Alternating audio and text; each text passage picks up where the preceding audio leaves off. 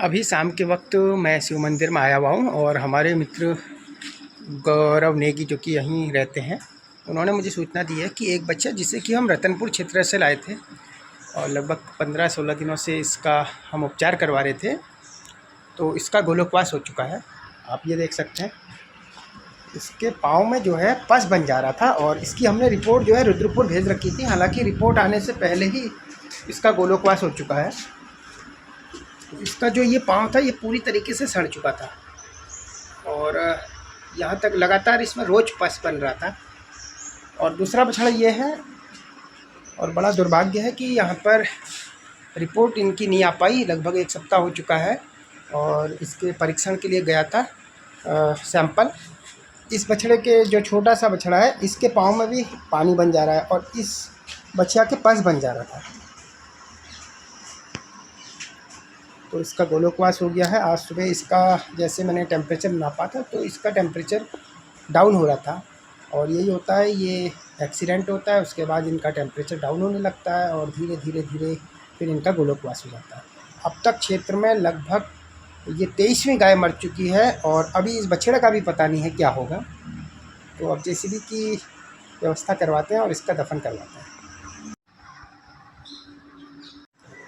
लगभग 1 घंटे बाद हमें अब जेसीबी मिल पाई है और यहाँ पर जो भी गौवंश आ रहे हैं एक्सीडेंटल केस के, उनको बाहरी तौर पर तो वो सही हो जाते हैं। हालांकि ये दोनों ही गौवंश जो हैं इनकी हालत काफ़ी अधिक ख़राब है और हो सकता है कि इसको अंदरूनी चोट भी लगी हो, क्योंकि इसका पाँव टूट गया था और उसके बाद इन्फेक्शन उसमें बढ़ता ही जा रहा था।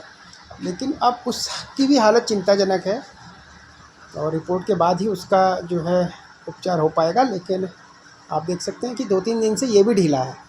इसको भी कई दिन हो गए हैं, खेड़ा चौराहे से हम इसे लाए थे, अभी तो ये बहरहाल खा रहा है। तो अब जैसा भी है, कुल मिलाकर यहाँ पर दुर्दशा पूरे इलाके में बहुत ख़राब है।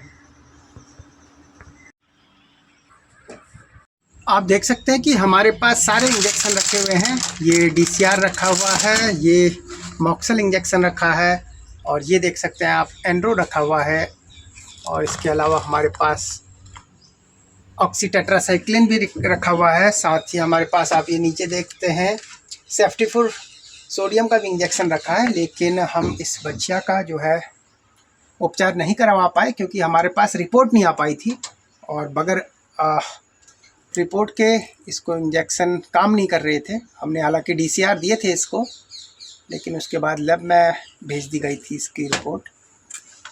और इधर ये कुछ इंजेक्शन जो इसको यूज हुए थे और ये सब खाली बोतलें हैं, इनको भी अभी हम इसके साथ ही ज़मीन में डलवा देंगे, क्योंकि इस तरीके से इनको ऊपर रखना घातक होता है। और हर बार हम इन्हें ज़मीन में ही दबवा देते हैं ताकि किसी को भी किसी प्रकार की हानि ना हो। साथ ही जो हमारी निडल यूज हुई हैं उनको भी हम डलवा देंगे।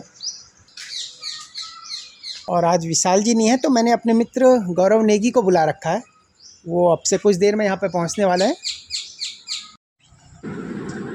आज फिर से जेसीबी हमें मिल गई है, लेकिन कुछ देर से मिली है और अब वो आती हुई दिखाई दे रही है। तो ये है मेरे बछिया और बछड़े के पास ही ये बैठी हुई है।